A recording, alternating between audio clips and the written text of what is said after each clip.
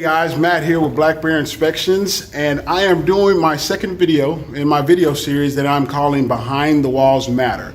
And today we are talking about your electrical installation. All right. Now, first off, disclaimer, I am not a licensed electrician, but there are certain building standards and specifications that inspectors should know when they walk into a house to do an inspection, especially on the electrical side. All right.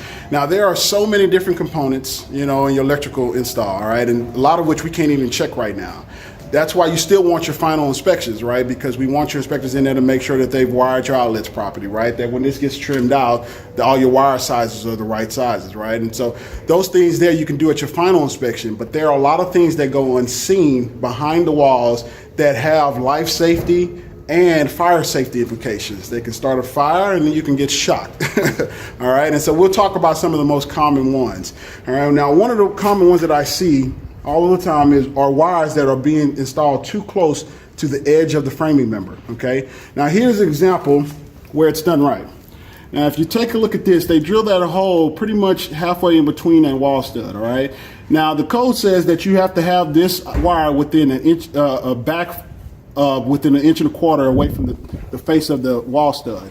And the reason why is because when your drywallers come in, they're going to use these 1 1/4 drywall screws, all right? And so now, if you see that drywall screw just missed that wire, okay? And so this is a proper installation. Not to mention homeowners will come in, DIYs want to hang TVs and stuff like that, and we don't want you to hit one of these wires while you're trying to hang your TV, okay? That can start a fire, it cause an arc, and it can start a fire. Now, if you ever run into a situation where you're too close, we can use what's called a nail guard, all right? And basically all you do is just install this on the edge there, and you protect your wire, all right? This is very common that I see where they don't install these and the wires are too close, okay? Another common issue I see are wires that are not secured properly, okay? And again, the code says that when you come outside of this box, something similar to this or a receptacle, you have to be secure your wires within 12 inches of that box.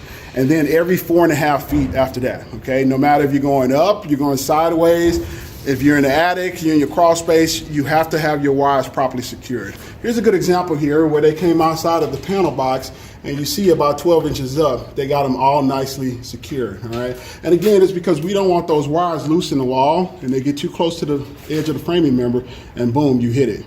Arc, fire, think about that, all right?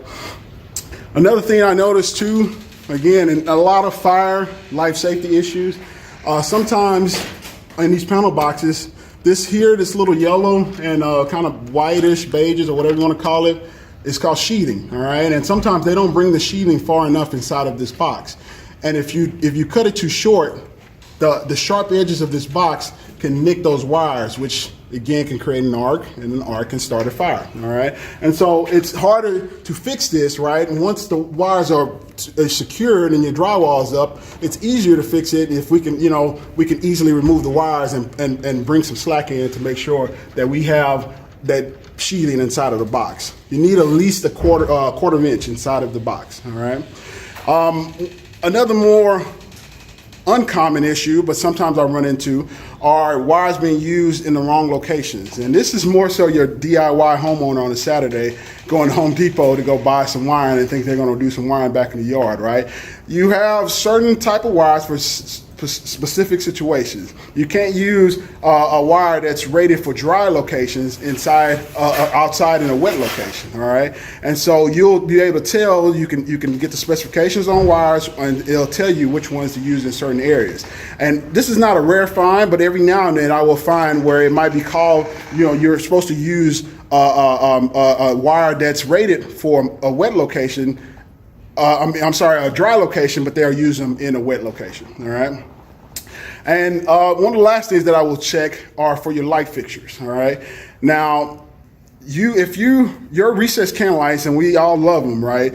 But they have to be what's called IC rated, which what that means is it can be in contact with insulation, all right, or insulated ceilings, all right? And so I can check these a lot easier when the framing is back, and I can look to see if we have IC rated recessed can lines. If they're not IC rated, you need to have a 3-inch clearance away from insulation and about a 1/2-inch clearance away from combustibles, all right? And if they're IC rated, you can actually have insulation on top of them, all right? And so that's very important that we want to see that behind the walls, again, because you can start a fire, all right?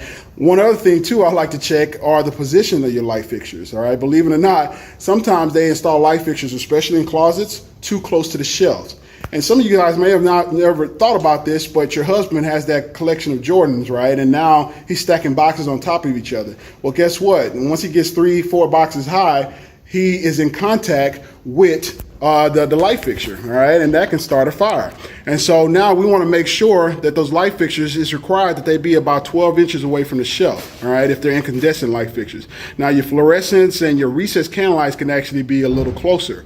And so those are some things that we want to fix now, as opposed to when the drywall is up and you're trying to cut holes and move it, and then now you got to patch it and it becomes a whole ordeal. So those are some of probably the most common finds that I find on electrical installations.